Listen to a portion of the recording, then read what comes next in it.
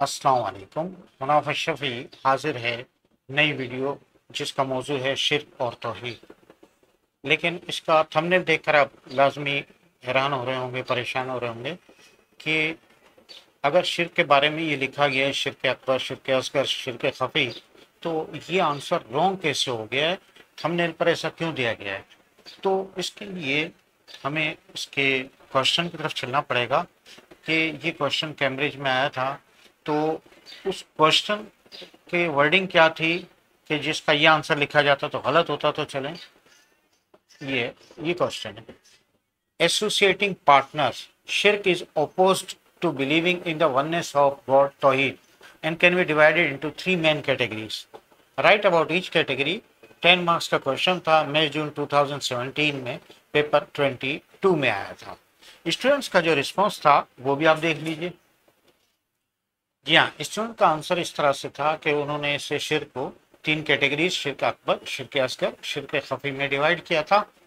कुछ ने डायरेक्ट लिख दिया विदाउट पैराग्राफिंग, लेकिन कुछ ने बहुत अच्छा काम किया, तीन पैराग्राफ में डिवाइड किया, फिर एक इंट्रो पैराग्राफ दिया और एक कंक्लूजन भी दिया, 5 पैराग्राफ बनाए, कोटेशन दिए, सारी चीज़ें सही, लेकिन इसके बावजूद आंसर गलत। तो इस आंसर के रॉन्ग होने की क्या वजह थी? तो आइए ज़रा क्वेश्चन को दोबारा देखते हैं। यहाँ पर क्वेश्चन को मैंने कलर से डिवाइड कर दिया है, कलर की हेल्प से। देखिए, फर्स्ट मैं पढ़ता हूँ, एसोसिएटिंग पार्टनर शिर्क is oppose to believing in the oneness of God तौहीद।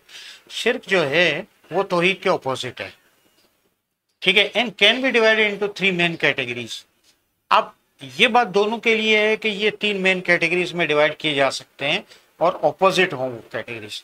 तो अगर मैं शिर्क अकबर तौहीद में तलाश करने जाऊं तो तौहीद अकबर जैसी कोई चीज़ नहीं है, शिर्क असगर के मुकाबले में तौहीद असगर कोई चीज़ नहीं है, और शिर्क खफ़ी के मुकाबले में तौहीद खफ़ी कोई चीज़ नहीं है। इसका मतलब ये है कि तौहीद की कुछ कैटेगरीज के ऑपोजिट ही होंगी। तो तौहीद की वो कैटेगरीज कौन सी थी वो हमने पहले पढ़ रखी हैं। तो वो ये कैटेगरीज थी। देखें, तौहीद has three aspects, three categories: तौहीद इन लॉर्डशिप ऑफ अल्लाह, तौहीद in worship of Allah and तौहीद इन एट्रीब्यूट्स ऑफ अल्लाह। तो क्या शिर्क की इसके ऑपोजिट कोई कैटेगरीज हो सकती हैं? देख लेते हैं, अगर है तो जाहिर आ जाएंगे भी। तो ये शिर्क की भी तीन कैटेगरीज आ गई, सिर्फ वन वर्ड का चेंज हो गया है। तौहीद इन लॉर्डशिप तो शिर्क इन लॉर्डशिप, तौहीद इन वर्शिप तो शिर्क इन वर्शिप, तौहीद इन एट्रीब्यूट्स तो शिर्क इन एट्रीब्यूट्स। तो अब आप ये समझ गए कि किसके ऊपर लिखना था, वहाँ वो नहीं लिखना था। इसमें इन्होंने आपको क्लू दिया, आपको गाइडलाइन दी कि आप ये आंसर लिखें। इसके प्रूफ के लिए इसके बाद जब मार्किंग स्कीम आई तो देखें क्या आई। मार्किंग स्कीम भी आप देख रहे हैं कि this question is asking the candidates to write about तौहीद बट फ्रॉम अनदर पर्सपेक्टिव। लिखना तौहीद के बारे में है, लेकिन उसका ऑपोजिट जो है उसको लिखना है। तो शिर्क in the existence of God ये पहला आ गया। इसमें नीचे इन्होंने दो कोटेशन भी दिए हैं, सूरह इखलास और सूरह निसा के। तो और ये देखें इसका सेकंड, शिर्क in the worship of Allah, और थर्ड इसका है शिर्क इन अल्लाह एट्रीब्यूट्स या गॉड्स एट्रीब्यूट्स। मतलब इसको वही लिखना है जो हम तौहीद के बारे में लिख चुके हैं पहले।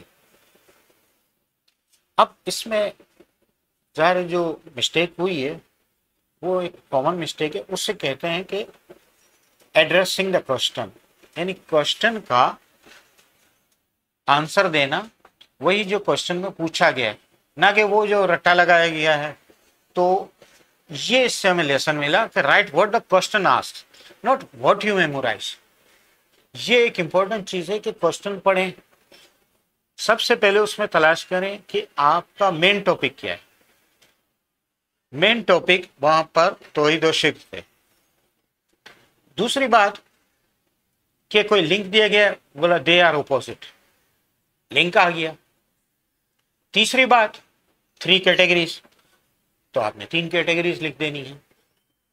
तो ये इस तरह के क्वेश्चन जो हैं ये समझ कर लिखे जाते हैं, इनका आंसर अगर आपने रट्टा लगा के लिखा तो लाजमी प्रॉब्लम हो सकती है।